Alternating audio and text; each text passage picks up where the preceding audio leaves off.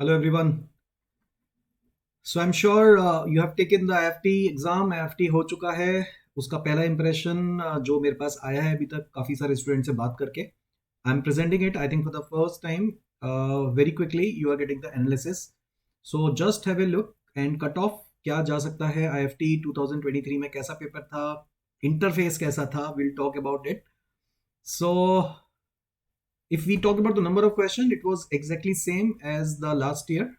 The number of questions did not change, and this is the first time IFT has maintained the pattern for last 3 years. The pattern is exactly same. That is a big relief. तो same pattern चला आ रहा है. तो 25 quant, 35 data interpretation, 30 and general awareness, 20 question, 110 question, 300 marks. Pattern was same. That is a big relief. But we talk about the interface. That was pretty bad guys. Pretty bad interface. काफी लोगों ने बोला कि interface काफी खराब था. आपको zoom in zoom out करना पड़ रहा है to read the DI passages to VARC RC passages. तो लेफ्ट राइट नहीं था ढंग से. तो ये आई थिंक इनको इसमें कुछ काम करना पड़ेगा. एनटीए को इसमें इम्प्रूवमेंट लाना ही पड़ेगा. Interface is too bad. तो काफी लोगों ने कंप्लेंट किया इसके बारे में. But again, it is same for everyone. So again, it is relative. Now, if we talk about sections, guys, VRC section में VA and RC. So RC had 16 questions and VA had 19 questions. 16 question of RCs, 4 RCs, 4 question each. So 16 question. RC, if we talk about the difficulty level, now this is direct vocab and grammar. And I must say, this is a difficult section, guys. This is a difficult section. Antonym, synonym, आता है तो आता है, नहीं आता तो नहीं आता. And this was a difficult section. Even the people who are good in vocab, they are finding it difficult. So you can assume the normal person who is not in the habit of reading pretty much, they definitely find it difficult. But on the contrary, RC was on the doable side. It was not that lengthy passages. All 4 RCs were doable. And if I talk about specifically 2 RCs, which were definitely direct and must have been done by all of them, जिसमें एक आपका passage आया था, subconscious mind वाला एक passage था. Subconscious mind वाला एक पैसेज था, वो होना चाहिए था. और एक करेंसी मैनिपुलेशन पे था, वो थोड़ा लेंदी था. लेकिन एक इनोवेशन इंडिया पे पैसेज था. आई थिंक वो it was a doable set, guys. तो ये डूएबल सेट थे. Subconscious mind and innovation India, that 2 passages should have been done. And एक और पैसेज जो मेरे पास आया है वो है करेंसी मैनिपुलेशन का, जो थोड़ा लेंदी था बट फिर भी हो सकता था. तो इसमें अच्छा पार्ट क्या था? इसमें अच्छा पार्ट ये था कि क्योंकि वर्बल जो है ना वो दिख जाता है बहुत जल्दी कि यार डिफिकल्ट है, हमसे नहीं हो रहा है. तो what you could have done in this section कि वीए पे टाइम स्पेंड ना करके you can directly jump to RCs कि यार स्कोर करना है तो आरसी से ही करना है. And 2 RCs definitely were easy to doable, moderate. Lengthy नहीं थे, not that lengthy as a last year. Simpler passage थे comparatively, तो ये हो सकते थे. तो इसमें हम अभी कट ऑफ की भी बात करेंगे सेक्शन वाइज. तो ये difficult section, but contrary RCs was on the easier side. तो अभी हम देखेंगे कि कट ऑफ कितना जा सकता है, क्या जाएगा, वो हम बात करेंगे लास्ट सेक्शन में. पहले सेक्शन वाइज एक बार एनालिसिस देख लेते हैं. क्वांट की अगर हम बात करें, guys, this was the tough section. This was the difficult section because questions were lengthy and most of the question required approximation, जिसमें numbers थोड़े से गंदे थे. You have to divide by 13, you have to divide by 19. Those kind of calculation was required. तो इसमें हम बोल सकते हैं ये जो पेपर था इसमें I think 5 to 6 questions he doable लग रहे थे out of 25 questions. लेकिन ओवरऑल पेपर लोग बोल रहे हैं कि काफी लेंदी था. मतलब क्वांट का सेक्शन खासकर लेंदी था. डायरेक्ट क्वेश्चन नहीं थे, अप्रोक्सीमेशन की रिक्वायरमेंट थी. और मैं देखता हूं मेरे पास कुछ है. एक क्वेश्चन में एरर भी बोल रहे हैं लोग. एक क्वेश्चन में एरर था जिसका आंसर 238 आ रहा था, but the closest option was given as 240. तो इसमें एक एरर था, ये आप चेक कर लेना. क्लोजेस्ट ऑप्शन गिवन वाज 240, तो पीपल मार्क दिस आंसर. बाकी और मेरे पास क्वांट का क्या है, I tell you. Quant was moderate to difficult, 5 to 6 question ही लोग कर पाए हैं ज्यादातर 25 में से आउट ऑफ 25 क्वेश्चन, बाकी लेंदी थे, आप इस पे ज्यादा टाइम नहीं लगाते। This was not a scoring section, not a scoring section at all. तो जिन लोगों ने क्वांट को स्कोरिंग सेक्शन मान के गए थे, आई डू नॉट थिंक कि उनको क्वांट पे ज्यादा टाइम लगाना चाहिए था। बाकी मेरे पास लास्ट ईयर जैसा ही क्वांट है, सिमिलर है। 5 to 6 कह सकते हैं कि डुएबल थे, डायरेक्ट क्वेश्चन नहीं थे, मैसी कैलकुलेशन रिक्वायर्ड थी, लेंदी क्वेश्चंस थे। तो दैट इज द ओवरऑल जो मेरे पास आया है फीडबैक क्वांट का, वो यही है कि सब लोग बोल रहे हैं quant was difficult section, lengthy section. If we talk about DILR की guys, this was a scoring section. This was the scoring section guys. तो जिन लोगों ने DILR पे टाइम लगा के स्कोर किया है, because all out of 30 question people are saying कि easily 20 से लेके 22-24 क्वेश्चन तक भी आप यहां से स्कोर कर सकते थे, मतलब 60 से 66 नंबर आप एक सेक्शन से ला सकते हो, एंड दिस इज मेक और ब्रेक गाइस। तो जिन लोगों ने DILR सेक्शन पकड़ के स्कोरिंग कर लिया, definitely they have a good chance to get a call.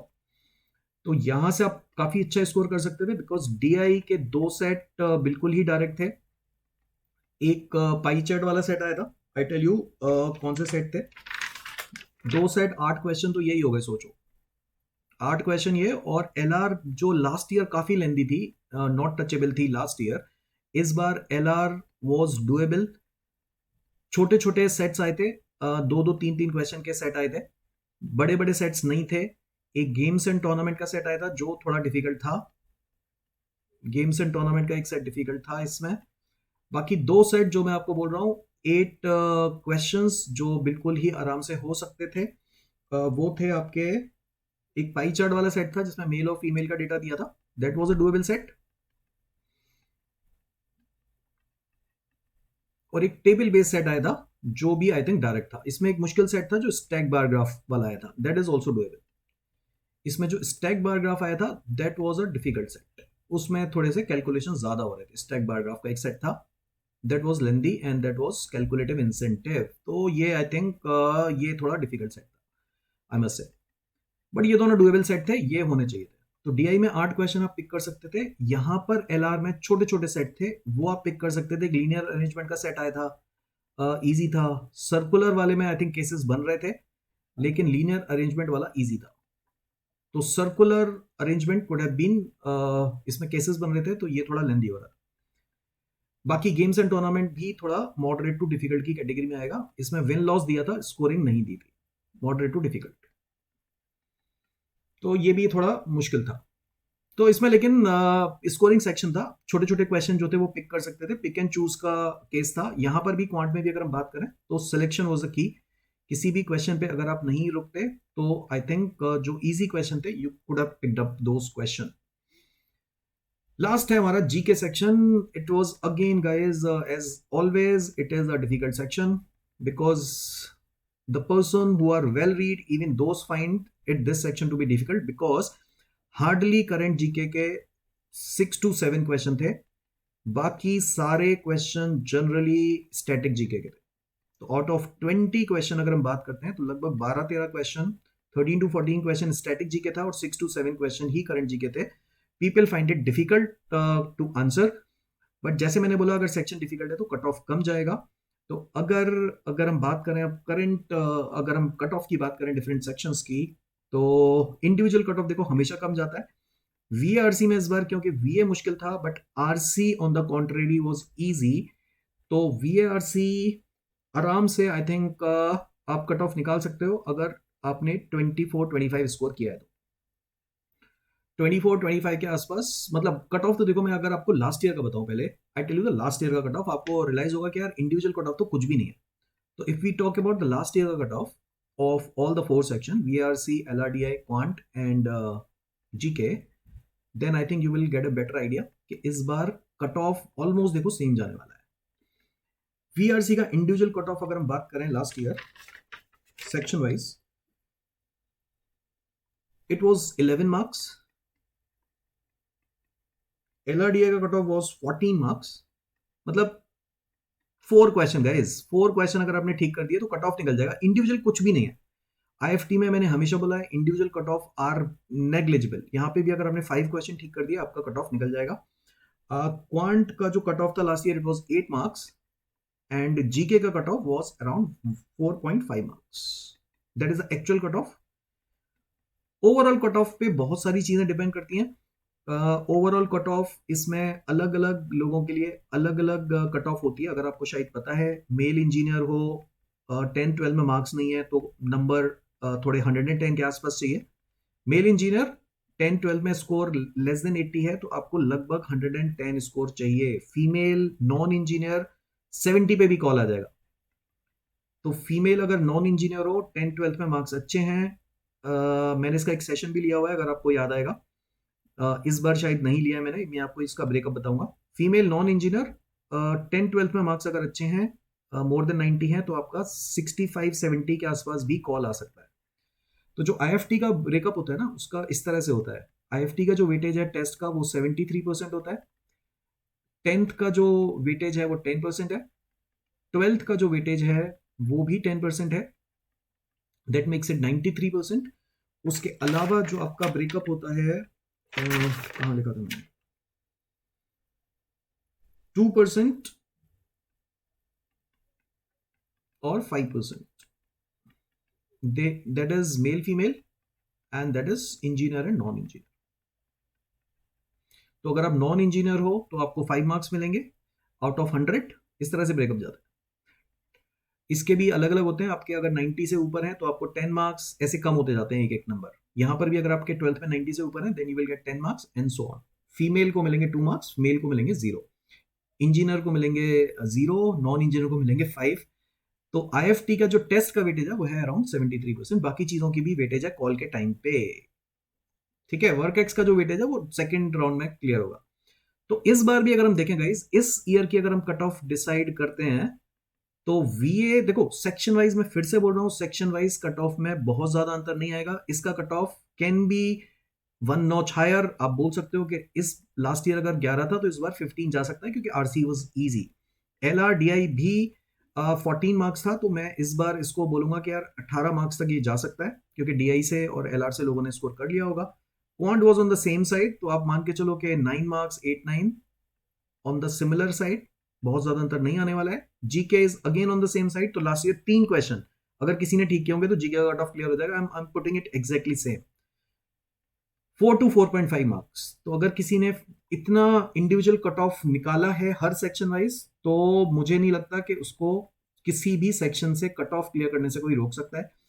Overall भी अगर हम बात करें तो ओवरऑल डिपेंड कर रहा है। लास्ट ईयर इट वाज 110 के आसपास, इस बार भी I will put it on the similar part क्योंकि DI इजी था, RC इजी था। यहां से 2 स्कोरिंग सेक्शन थे जिससे आप स्कोरिंग कर सकते थे। तो overall should be around same 110 के आसपास ही for male non engineer less than 90 वाले बच्चों के लिए। अगर आपने 110 कर दिया you are on the safer side. Otherwise 90 पे भी कॉल आ सकता है, 80 पे भी कट ऑफ कॉल आ सकता है। डिपेंड्स आपके 10-12 और मेल इंजीनियर हो या नहीं हो। तो बहुत सारी चीजों पे डिपेंड करेगा कॉल तो फिलहाल पेपर का जो पहला ग्लांस है वो मोटा मोटा ये है कि it was moderate to difficult paper. Selection was the key, time management was the key. Overall paper इसी तरह का गया। बाकी और मेरे को कुछ ऐसा अलग नहीं मिल रहा है। इंटरफेस मैंने बता ही दिया आपको, क्वांट सिमिलर, बाकी सब कुछ सेम ही है। Yes, I just go through कि मैंने क्या क्या लिखा है। No direct question, approx, most scoring, बढ़िया।